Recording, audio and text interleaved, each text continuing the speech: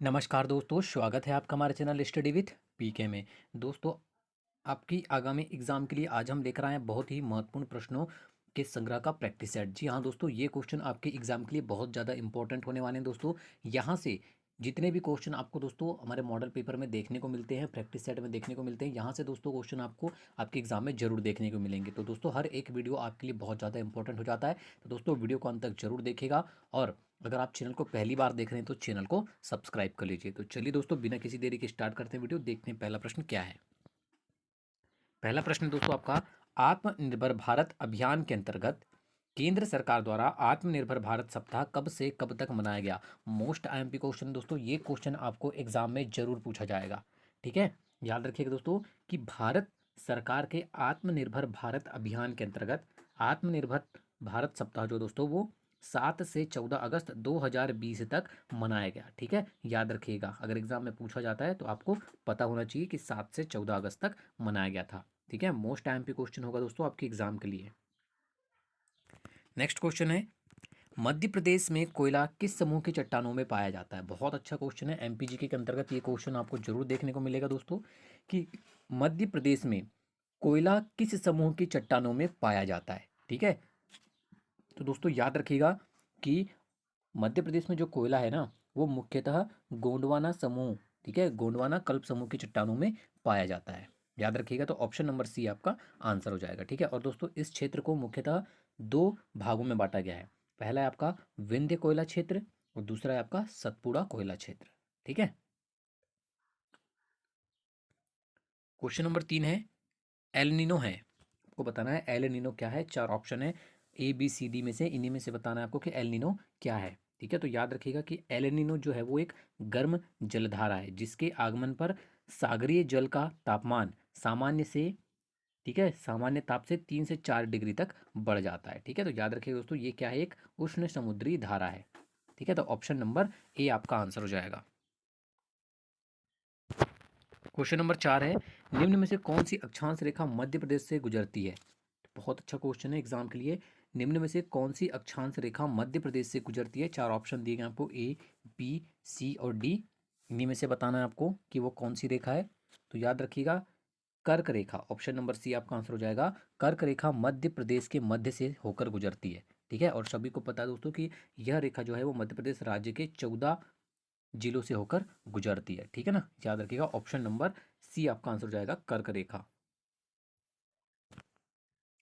मध्य प्रदेश के नर्मदा घाटी क्षेत्र के अत्यधिक गर्म होने का कारण है। आपको बताना है मध्य प्रदेश के नर्मदा घाटी क्षेत्र के अत्यधिक गर्म होने का जो कारण है वो कौन सा है। ए बी सी डी चार ऑप्शन में से बताना है आपको।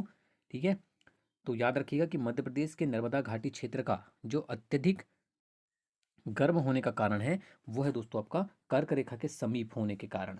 ठीक है, याद रखिएगा, मध्य प्रदेश की नर्मदा घाटी क्षेत्र का जो अत्यधिक गर्म होने का प्रमुख कारण है इसकी कर्क रेखा से समीपता। ठीक है, याद रखिएगा, ऑप्शन नंबर बी आपका आंसर हो जाएगा।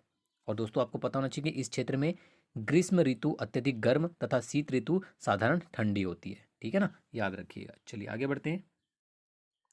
क्वेश्चन नंबर 6 है, मध्य प्रदेश की किस सिंचाई परियोजना को जोबट परियोजना के नाम से भी जाना जाता है। मोस्ट आईएमपी क्वेश्चन है। याद रखिएगा कि मध्य प्रदेश की शहीद चंद्रशेखर आजाद, ठीक है ना, ऑप्शन नंबर बी, शहीद चंद्रशेखर आजाद परियोजना को मध्य प्रदेश की जोबट परियोजना के नाम से भी जाना जाता है। ठीक है, तो याद रखिएगा, ऑप्शन नंबर बी आपका आंसर हो जाएगा। चलिए नेक्स्ट क्वेश्चन की ओर बढ़ते हैं। क्वेश्चन नंबर 7 है, 36वां आसियान शिखर सम्मेलन कहाँ आयोजित किया गया। बहुत अच्छा क्वेश्चन है एग्जाम के लिए। आपको बताना है कि 36वां आसियान शिखर सम्मेलन 2020 कहाँ आयोजित किया गया था। करंट अफेयर के अंतर्गत ये क्वेश्चन आपको जरूर एग्जाम में पूछा जाएगा। तो याद रखिएगा, कहाँ आयोजित किया गया था। ये किया गया था आपका हनोई, वियतनाम में। ठीक है, 36वां आसियान शिखर सम्मेलन 26 जून, डेट भी याद रखिएगा, 26 जून 2020 को वीडियो कॉन्फ्रेंसिंग के माध्यम से हनोई, वियतनाम में आयोजित हुआ था। ठीक है, याद रखिएगा, और इस सम्मेलन का जो मुख्य विषय था दोस्तों वो, ठीक है ना, क्या था, कोहेसिव एंड रिस्पॉन्सिव एशियन था। ठीक है ना, याद रखिएगा। चलिए आगे बढ़ते हैं।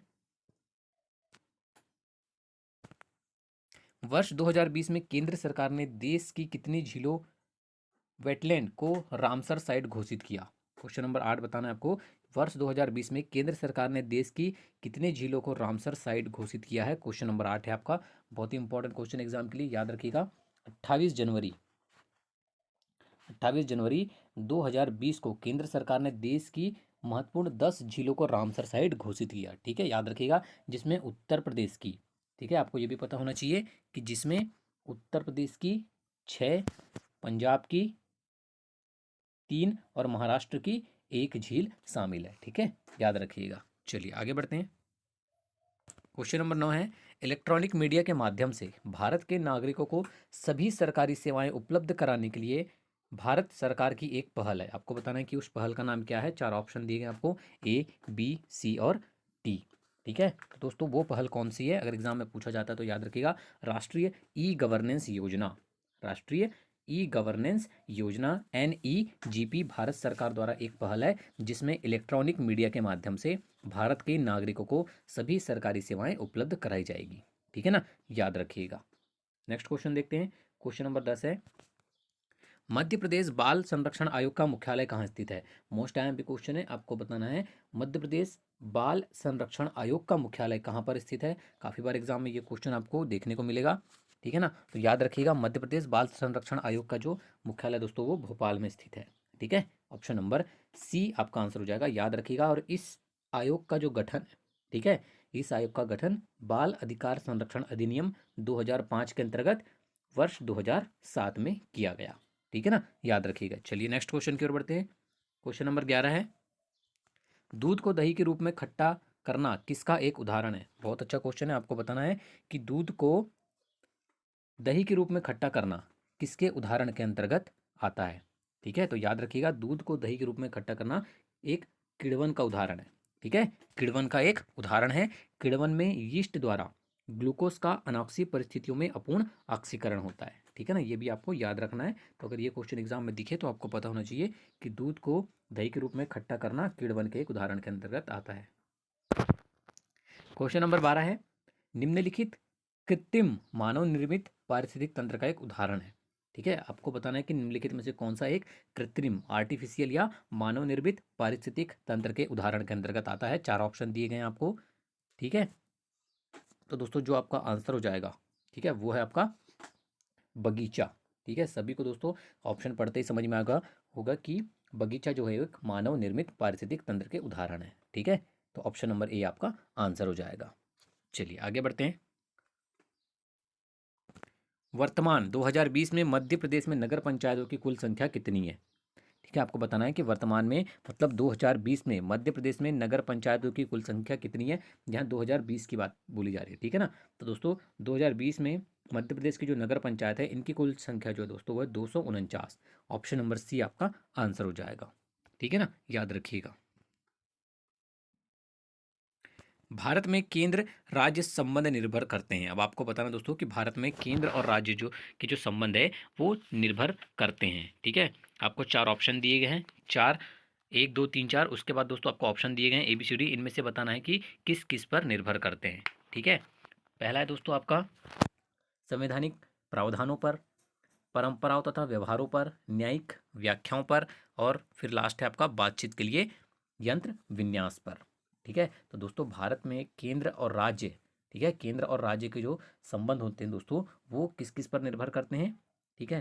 तो देखिए दोस्तों, केंद्र और राज्य के मुख्यतः 4 प्रकार की शक्तियों व दायित्वों का बंटवारा हो सकता है, ठीक है ना, जिसमें आपकी विधायी, प्रशासनिक, न्यायिक तथा वित्तीय, ठीक है, ये 4 होती है। जिसमें दोस्तों आपका संवैधानिक प्रावधानों पर भी हो सकता है, ठीक है, आपका पारंपरिक व्यवहारों पर भी हो सकता है, न्यायिक व्याख्याओं पर भी हो सकता है, और बातचीत के लिए यंत्र विन्यास पर भी हो सकता है, ठीक है। तो चारों ही स्थितियों में आपका भारत में केंद्र और राज्य परस्पर निर्भर करते हैं एक दूसरे पर, ठीक है। तो ऑप्शन नंबर डी आपका आंसर हो जाएगा, 1, 2, 3 और 4। चलिए आगे बढ़ते हैं। निम्न में से कौन एक प्रमुख नवपाषाणकालीन स्थल है?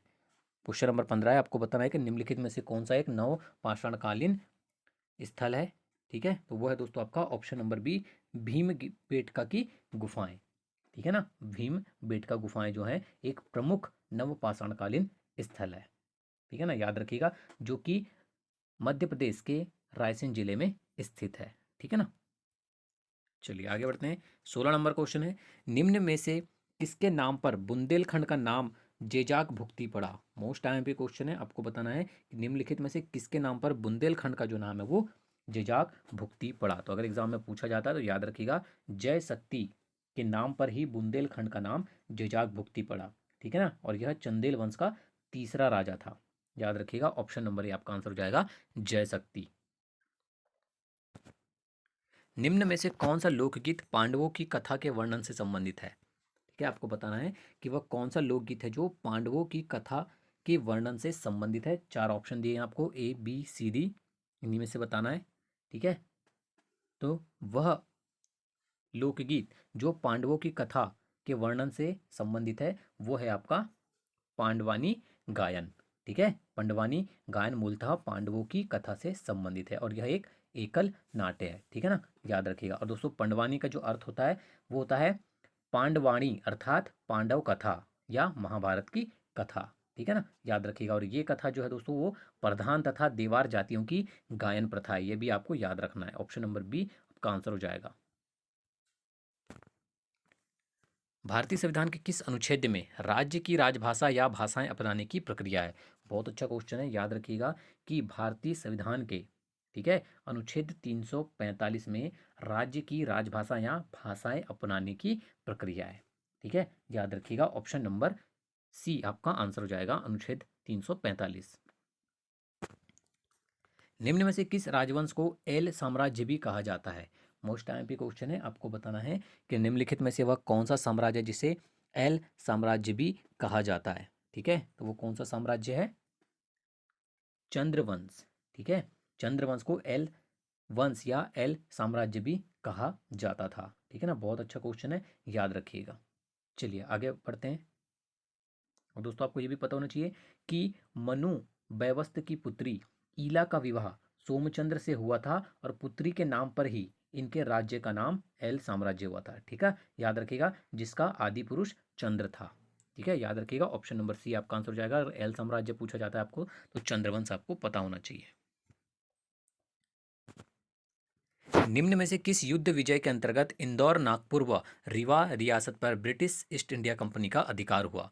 मोस्ट आईएमपी क्वेश्चन एग्जाम के लिए, बिल्कुल रट लीजिएगा। ये हुआ था दोस्तों आपका तृतीय आंग्ल मराठा युद्ध के बाद, ठीक है ना। तृतीय आंग्ल मराठा युद्ध के बाद इंदौर, नागपुर, रीवा रियासत पर ब्रिटिश ईस्ट इंडिया कंपनी का शासन हो गया था, ठीक है ना, याद रखिएगा। और तृतीय आंग्ल मराठा युद्ध जो है वो 1817 से 1818 तक लड़ा गया था, ठीक है, याद रखिएगा। चलिए आगे बढ़ते हैं। ग्वालियर अभिलेख का संबंध किस वंश के शासक से है।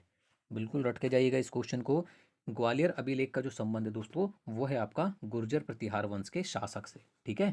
ऑप्शन नंबर बी आपका आंसर हो जाएगा, ग्वालियर अभिलेख का संबंध गुर्जर प्रतिहार से है, ठीक है, गुर्जर प्रतिहार वंश से है। इसके अनुसार दोस्तों गुर्जर प्रतिहार अपने को राम के भाई लक्ष्मण का वंशज कहते थे, ठीक है ना, याद रखिएगा। और दोस्तों एक और जानकारी आपको पता होना चाहिए कि राजशेखर अपने संरक्षक महेंद्रपाल को रघुकुल तिलक और रघु ग्रामीणी कहता था, ठीक है। ये भी क्वेश्चन आपको एग्जाम में पूछे जाते हैं इस टाइप से, ठीक है ना। मध्य प्रदेश में ग्राम स्वराज व्यवस्था को कब लागू किया गया। मोस्ट आईएमपी क्वेश्चन है दोस्तों, बिल्कुल रट लीजिएगा। मध्य प्रदेश में ग्राम स्वराज व्यवस्था जो है वो 26 जनवरी 2001 को लागू की गई थी, ठीक है, याद रखिएगा। 26 जनवरी 2001 को लागू किया गया था मध्य प्रदेश में ग्राम स्वराज व्यवस्था को, ठीक है। और इस व्यवस्था का जो मुख्य उद्देश्य था वो पंचायती राज में व्याप्त दोषों को दूर करना था, ठीक है ना, याद रखिएगा। ऑप्शन नंबर बी आपका। क्वेश्चन नंबर 23 है, केंद्रीय कृषि व किसान कल्याण मंत्री द्वारा honey farmer producer organisation programme HFPO के तहत मध्य प्रदेश के किस जिले को योजना के तहत 5 FU में से चुना गया है, ठीक है। बहुत अच्छा क्वेश्चन है दोस्तों, अगर एग्जाम में पूछा जाता है तो याद रखिएगा कि केंद्रीय कृषि व किसान कल्याण मंत्री द्वारा वर्ष 2020 में honey farmer producer organisation programme को 5 राज्यों में शुरू किया गया है, ठीक है। और इस प्रोग्राम के अंतर्गत मध्य प्रदेश के मुरैना जिले को चुना गया है, ठीक है। ऑप्शन नंबर डी आपका आंसर हो जाएगा। मध्य प्रदेश का कौन सा जिला चुना गया है दोस्तों, मुरैना जिला, ठीक है, याद रखिएगा, मुरैना जिले को चुना गया है। चलिए आगे बढ़ते हैं। निम्न में से कौन सा बांध नर्मदा नदी पर नहीं है? बहुत ही अच्छा क्वेश्चन है दोस्तों। आपको बताना है कि निम्नलिखित में से वह कौन सा बांध है जो नर्मदा नदी पर नहीं है। ठीक है, आपको बताना है कि नर्मदा नदी पर स्थित कौन सा बांध नहीं है। ठीक है, 4 ऑप्शन दिए हैं आपको, ए बी सी डी। तो दोस्तों याद रखिएगा कि नर्मदा नदी पर जो बांध आपका स्थित नहीं है वो बांध है आपका बाण सागर बांध। ठीक है, याद रखिएगा, बाण सागर बांध जो है वो नर्मदा नदी पर स्थित नहीं है। ये कहाँ पर है दोस्तों? आपका सोन नदी पर स्थित है। ठीक है, बाकी आपका बरगी बांध नर्मदा नदी पर स्थित है। ओंकारेश्वर बांध आपका नर्मदा नदी पर स्थित है। इंदिरा सागर बांध नर्मदा नदी पर स्थित है। ठीक है, और दोस्तों जो बाण सागर बांध है वो आपका सोन नदी पर स्थित है। ठीक है, इसलिए आपका आंसर हो जाएगा ऑप्शन नंबर डी, बाण सागर बांध। जलवायु की दृष्टि से मध्य प्रदेश को कितने भागों में बांटा गया है? ठीक है, बहुत अच्छा क्वेश्चन है। आपको बताना है कि जलवायु की दृष्टि से मध्य प्रदेश को कितने भागों में बांटा गया। मोस्ट आईएमपी क्वेश्चन है दोस्तों, याद रखिएगा। पहली है आपकी दोस्तों, आपको नाम भी पता होना चाहिए, मालवा, मालवा पठार क्षेत्र। दूसरा है दोस्तों आपका उत्तर का मैदानी क्षेत्र। ठीक है, तीसरा है आपका सतपुड़ा का पर्वतीय क्षेत्र। ठीक है, चौथा है आपका नर्मदा घाटी क्षेत्र, और पांचवा है आपका बघेलखंड पठार क्षेत्र। इस तरह से दोस्तों जलवायु की दृष्टि से मध्य प्रदेश को 5 भागों में विभाजित किया गया। ठीक है, मालवा पठार क्षेत्र, उत्तर का मैदानी क्षेत्र, सतपुड़ा का पर्वतीय क्षेत्र, नर्मदा घाटी क्षेत्र और बघेलखंड पठार क्षेत्र, इन 5 भागों में विभाजित किया गया है। याद रखिएगा बिल्कुल। निम्नलिखित में से कौन सा कथन सही है? आपको बताना है। 4 कथन दिए गए हैं दोस्तों आपको, निम्नलिखित में से कौन सा कथन सत्य होगा आपको बताना है। ठीक है, चलिए कथन है पहला आपका, किसी वस्तु का मूल्य उसकी कीमत पर निर्भर करता है। किसी वस्तु का मूल्य पूरी तरह से स्थानापन्न वस्तुओं पर निर्भर करता है। किसी वस्तु का मूल्य या महत्व तभी होगा जब उसे कोई लेना चाहता हो। किसी दुर्लभ वस्तु का मूल्य तभी होगा जब यह मांग की अपेक्षा दुर्लभ होगी। ठीक है, अब आपको बताना दोस्तों कि कौन सा कथन आपका सही है। ठीक है, तो दोस्तों याद रखिएगा कि किसी वस्तु का मूल्य तभी होगा जब यह मांग की अपेक्षा दुर्लभ होगी। ठीक है, सभी को पता है दोस्तों, जब वह बहुत दुर्लभ होगी और उसकी मांग ज़्यादा होगी तभी उसी वस्तु का मूल्य तभी होगा। ठीक है, ये चीज़ सभी को पता है, तो ऑप्शन नंबर डी आपका आंसर हो जाएगा। ठीक है ना, याद रखिएगा, किसी वस्तु का मूल्य तभी होगा जब यह मांग की अपेक्षा दुर्लभ होगी, अर्थात मांग अधिक होगी और पूर्ति जो है वो अपेक्षाकृत कम होगी। ठीक है ना, तो ऑप्शन नंबर डी आपका कथन सत्य हो जाएगा। जिस ग्राम पंचायत की आबादी 1000 से कम होती है वहाँ कितने वार्ड होते हैं? ठीक है, आपको बताना है कि जिस ग्राम पंचायत की जो आबादी है दोस्तों वो 1000 से कम होती है। ठीक है, 1000 से अगर कम होती है तो वहाँ जो वार्डों की संख्या होती है दोस्तों वो 10 होती है। ठीक है, ऑप्शन नंबर ए आपका आंसर हो जाएगा। ठीक है, याद रखिएगा, और यह पंचायत प्रणाली की निम्न इकाई है, यह भी आपको याद रखना है। असुमेलित जोड़े को पहचान कर इंगित कीजिए। आपको बताना दोस्तों कि कौन सा जोड़ा है जो वो असुमेलित है। ठीक है, आपको यहाँ रोग दिए गए हैं और आपको बताना है कि किसके प्रदूषण के कारण ये होते हैं।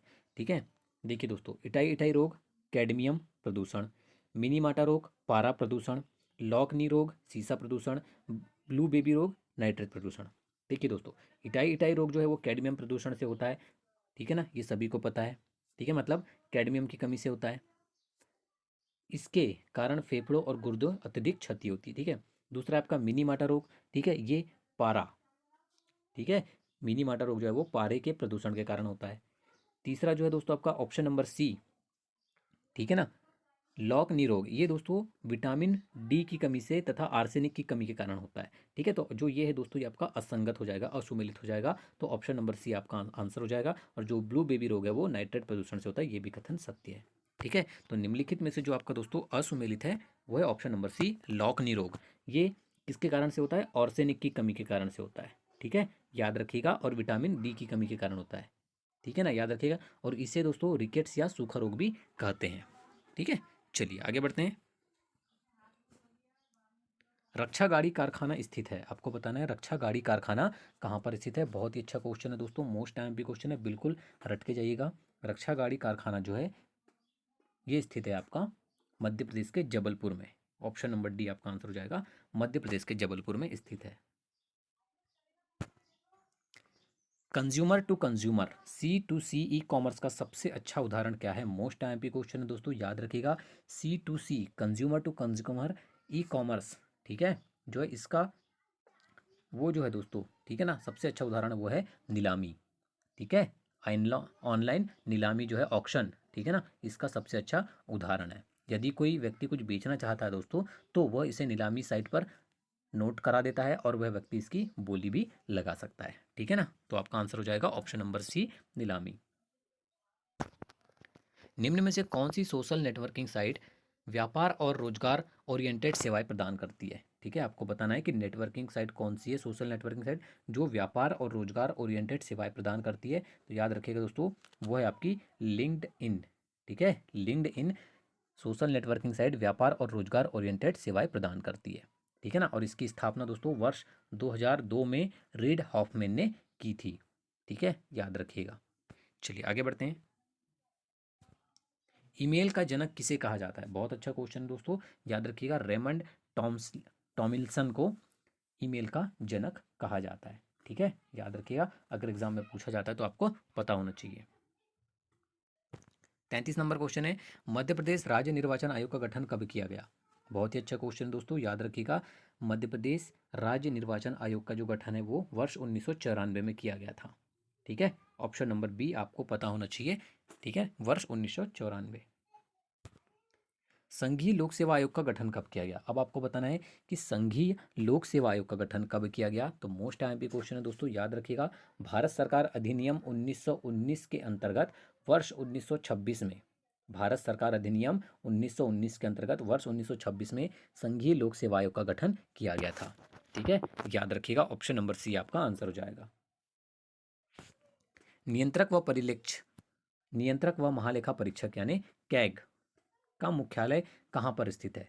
बहुत ही अच्छा क्वेश्चन दोस्तों, याद रखिएगा, भारत के नियंत्रक व महालेखा परीक्षक का जो मुख्यालय है वो नई दिल्ली में स्थित है। ऑप्शन नंबर ए आपका आंसर हो जाएगा, ठीक है ना, याद रखिएगा। और भारतीय संविधान के अनुच्छेद 148 के अंतर्गत दोस्तों नियंत्रक एवं महालेखा परीक्षक के पद का गठन किया गया है, ठीक है, याद रखिएगा, ये भी क्वेश्चन एग्जाम में पूछा जाता है बार बार। तो ये थे दोस्तों आज के आपके एग्जाम के लिए बहुत ही महत्वपूर्ण प्रश्न। अगर वीडियो पसंद आया हो तो लाइक और शेयर जरूर कीजिएगा। धन्यवाद।